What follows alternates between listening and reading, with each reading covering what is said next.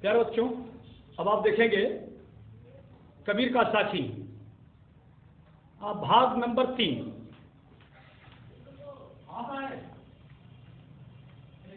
आप यहां तक देखें कि नैना अंतर्याव तू जो हूं नैन झप्यूं, ना मैं देखूं और को, ना तुझको किसी को देखन देऊं। यहां तक तो आपने पढ़ लिया, देख लिया। अब अगला देखेंगे आप नीचे से।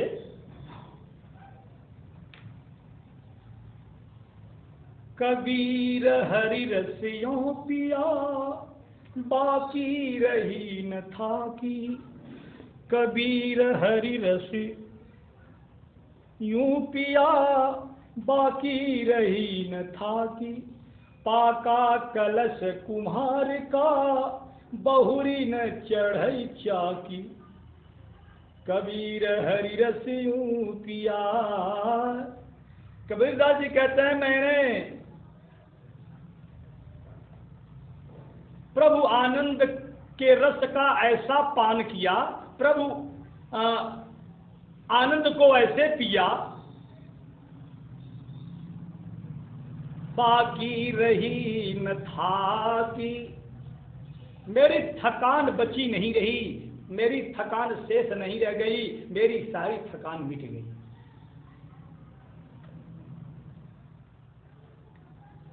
पाका कलश कुम्हार का बहुरी न चढ़ई चाक। जैसे कुंभकार का कलश, पका हुआ कलश चाक पर फिर चढ़ता नहीं, कुम्हार का पका हुआ घड़ा पुनः चाक पर नहीं चढ़ता। प्यारे बच्चों, आप जानते हैं कि जैसे अगर घड़ा कच्चा है, वह पका नहीं है, तो अगर बिगड़ जाता है उसे आप बिगाड़ करके पुनः उसका रूप बना सकते हैं, उसे चाक पर चढ़ा सकते हैं। लेकिन अगर पक गया तो फिर वह चाक पर चढ़ने वाला, तोड़ देंगे तो भी वह चाक पर जाने वाला नहीं है। तो ठीक उसी प्रकार से मैंने हरि रस के आनंद का पान ऐसे किया जैसे कुम्हार का पका हुआ घड़ा कलश पुनः चाक पर नहीं चढ़ता, उसी प्रकार से मैंने हरि आनंद का पान ऐसे किया कि मेरी सारी थकान जाती रही। अब मुझे इस धरातल पर नहीं आना होगा। थकान क्या है? कबीर हरि रस यूं पिया। कबीर हरि रस यूं पिया का मतलब हुआ कि मैंने प्रभु का ध्यान ऐसे किया, प्रभु को मन में हृदय अंतःकरण में ऐसे लिया, ऐसी आराधना प्रार्थना स्तुति विनती की कि मेरी सारी थकान मिट गई। सारी थकान का मतलब आना और जाना, आना जाना, आना जाना, आना जाना, जन्म होना, मर जाना, फिर जन्म लेना, फिर मर जाना, यही तो है ना थकान। आने जाने में जो थकाई लगती, कहीं आप आते जाते हैं तो थक जाते हैं ना। एक जीवात्मा इस धरातल पर आती है जाती है, आती है जाती है, आते जाते ये बेचारी थक गई। लेकिन प्रभु की ऐसी कृपा भाई कि बाकी रही न था कि मेरी थकान बाकी नहीं रह गई, शेष नहीं रह गई, सब कुछ मिट गया। ठीक उसी प्रकार से अब मुझे इस धरातल पर नहीं आना है। ठीक उसी प्रकार से जैसे कुंभकार का पका हुआ कलश पुनः चाक पर नहीं चढ़ता। अगला देखेंगे। हेरत हेरत हे सखी रहा कबीर हेराय, बूंद समानी समद में शोकत हेरी जाय। समद माने समुद्र। हेरत हेरत हे सखी गया कबीर हेराय, लाली मेरे लाल की जित देखूं तित लाल, और लाली खोजन में चली तो मैं भी हो गई लाल। क्या जो देखेंगे?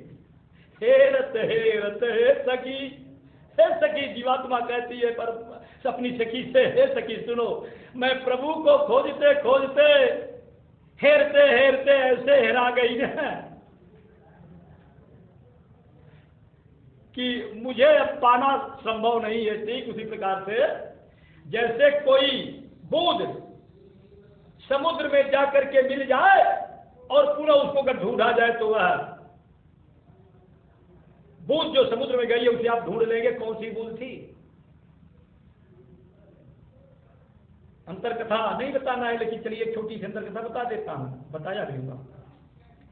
एक बार गुरु गोरखनाथ और कबीरदास में, आप ऐसे कह रहे हैं कि गुरु गोरखनाथ ने जब सुना कि कबीरदास सिद्ध पुरुष हैं तो उनके मन में आया कि भाई मैं भी तो सिद्ध हूं, क्या मुझसे ज्यादा साधना करता है कबीर, जरा परीक्षा हो जाए। संक्षेप में देखेंगे तो फिर पहुंच गए कबीर के पास। ए कबीरदास, आज आपका और मेरा थोड़ा ढिसुम ढिसुम होगा। कबीर ने कहा भैया मेरे समझ में नहीं आया, दरअसल में क्या है ना, आज हमारी आपकी परीक्षा होगी। क्या परीक्षा होगी? आप बड़े हैं कि मैं बड़ा हूं, साधना किसकी लंबी है, कौन परिपक्व ज्यादा है, परिपक्व तो आप ही है मैं भी हूं, लेकिन कौन ज्यादा, जरा इसकी परीक्षा हो जाए। अरे भैया आप महान हैं गुरु गोरखनाथ जी, आप के सामने मैं क्या हूं, आप बड़े हो। लेकिन सिद्ध गोरखनाथ ने समझा कि भाई ऐसे कैसे, जब तक परीक्षा न हो जाए, जब तक परीक्षण न हो जाए तो फिर कैसे मालूम हुआ। कहा नहीं नहीं नहीं परीक्षण होगा। कहा भाई परीक्षण कर लो लेकिन बड़े आप ही हो। कहा नहीं ऐसे नहीं। कहा ठीक है। गुरु गोरखनाथ जो त्रिशूल लिए थे, त्रिशूल को ऐसे दिया दिए, टिका दिए, रोक दिए, खड़ा कर दिए धरातल पर, और उसकी तीनों फली पर जाकर के बैठ गए त्रिशूल के ऊपर। और कबीरदास से कहा, कबीरदास ये मेरे बराबर आओ, यहां बैठ करके तब शास्त्रार्थ होगा, कुछ बातें होंगी। कबीरदास समझ गए कुछ है, गुरु गोरखनाथ को अहंकार ने शायद ग्रसित कर लिया है। कहा ठीक है, आप बड़े तो आप ही हो, लेकिन चलिए कोई बात नहीं है। धागा लिए थे, धागा का बंडल लिए थे, एक छोर पकड़ लिए धागा और पूरा बंडल उठाकर ऐसे झटक दिए आसमान पर। अब क्या करके वहां जाकर के रुक गया, टिक गया धागे का बंडल। कबीरदास पहुंच गए उस धागे के ऊपर, जाकर के वहीं बैठ गए। बोले हे गुरु गोरखनाथ यहां आओ, तब शास्त्रार्थ हो। हिल गए गुरु गोरखनाथ। कहा भाई ये तो वास्तव में सिद्ध पुरुष है कबीरदास, लेकिन एक बात है, थोड़ा सा और हो जाए एक टेस्ट। कहा है कबीरदास जी एक बार और थोड़ा सा परीक्षण हो जाए। कहा भाई बड़े तो आप ही हो, लेकिन चलिए हो जाए, कोई बात नहीं है। कहा चलिए जो सागर है ना, तालाब है ना, नदी है ना, जो कुछ समझ लीजिए, चलिए इसे में डुबकी मैं लगाता हूं, आप मुझे खोजिए, और आप डुबकी लगाएंगे मैं खोजूंगा। कबीर ने कहा कोई बात नहीं है।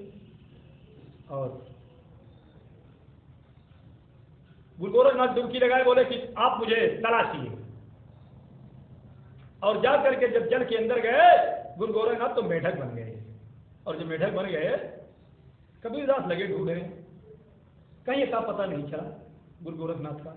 और फिर जब तट पर देखने लगे तो कुछ मेढक बैठे थे, गुरु गोरखनाथ भी मेढक बन करके वहीं बैठे थे, लेकिन उनका स्वरूप उन मेढकों से कुछ भिन्न था, कुछ पृथक था। और पकड़ लिए, बोले हे गुरु गोरखनाथ अब नहीं जा सकते, जल्दी से आओ, अपने असली रूप में नहीं दबा दूंगा। तुरंत कूद करके आ गए असली रूप में गुरु गोरखनाथ। कहा ठीक है कोई बात नहीं, अब आप डुबकी लगाइए, मैं जो है खोजता हूं। और जब कबीरदास डुबकी लगाए, पानी में डुबकी लगाए, तो पानी में जाकर के पानी हो गए। और पानी में जाकर के जब पानी बन गए और लगे गुरु गोरखनाथ खोजे, पानी में डुबकी लगा करके लगे खोजने, खोजते खोजते पानी में पसीना निकलने लगा गुरु गोरखनाथ को। हे प्रभु कहाँ गए कबीरदास जी? बहुत ढूंढे, पसीना पसीना हो गए पानी में। गुरु गोरखनाथ है महाराज बाहर आओ, मैं समझ गया आप महान हो, आओ।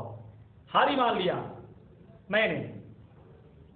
कबीरदास जी बाहर आ गए।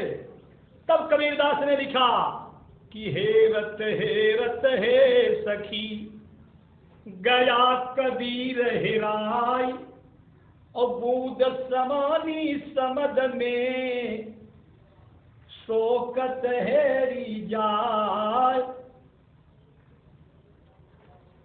प्रभु को खोजते खोजते मैं ऐसे प्रभु में लीन हो गई कि मेरी जो पृथक इकाई थी वह समाप्त हो गई। मैं प्रभु में जाकर के मिल गई। जीवात्मा कहती है यह ठीक उसी प्रकार से हुआ जैसे कोई एक बूंद समुद्र में डाल दिया जाए, फिर उसको आप अलग से निकालिए तो वह समुद्र में वह बूंद मिलेगी नहीं। ठीक उसी प्रकार से। अगला देखेंगे। कबीर यहु घर प्रेम का खाला का घर नाई, शीश उतारे हाथी के सो बैठे घर माए। कबीरदास जी कहते हैं यह घर जो है, जो प्रेम का घर है, यह खाला खाला माने मौसी, यह मौसी का घर नहीं है। जो ऊपर जाइए, कबीर यहु घर प्रेम का। कबीरदास जी कहते हैं प्रेम का घर है, यह मौसी का घर नहीं है। प्रभु से प्रेम करना इतना आसान नहीं है।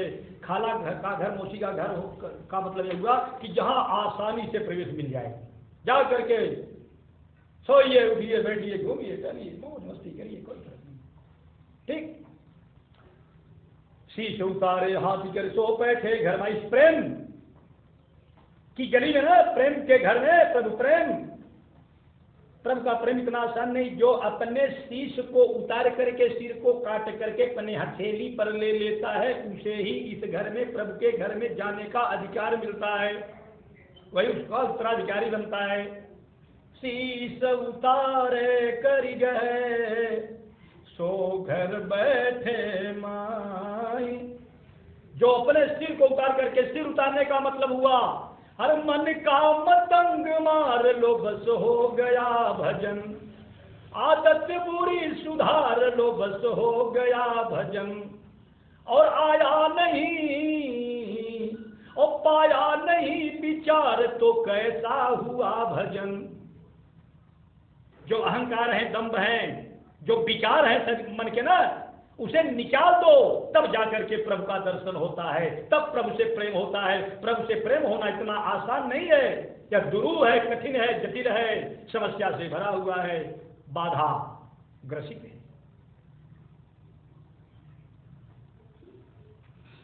इसमें सब प्रभु से प्रेम नहीं कर सकते। जो अपने सिर को काट करके, सिर काटने का मतलब अपने अहंकार को मार करके, मैं मनता मन मारी नाना करी करी पीसी, तब सुख पावे सुंदरी ब्रह्म झलक कैसी। चलिए अगला देखिए। जब मैं था तब हरि नहीं, अब हरि है मैं नाही, सब याद यारा मिट गया जब दीपक देखा माय। ये पढ़ा पढ़ाया दोहा है, आप जानते हैं। जब मेरे अंदर मैं माने अहंकार, जब मेरे अंदर अहंकार था तो प्रभु का निवास नहीं था। अब प्रभु का निवास हो गया तो मेरे मन का अंधकार भाग गया, अज्ञान मेरा दूर हो गया। सब यधियारा मिट गया जब दीपक देखा माय। जैसे दीपक के, ज्ञान के दीपक के जल जाने पर, जैसे दीपक के जल जाने पर अंधकार दूर हो जाता है, वैसे ज्ञान का दीपक जल जाने पर अज्ञान का अंधेरा भी दूर हो जाता है। और जब दीपक जल गया ना तो फिर अंधकार भी नष्ट हो गया। प्यारे बच्चों, अब आज बस इतना ही। अब अगला देखेंगे आप, पदावली है। क्या पदावली? दुल्ही ने गावहु मंगल चार। अगले वीडियो में देखेंगे आप।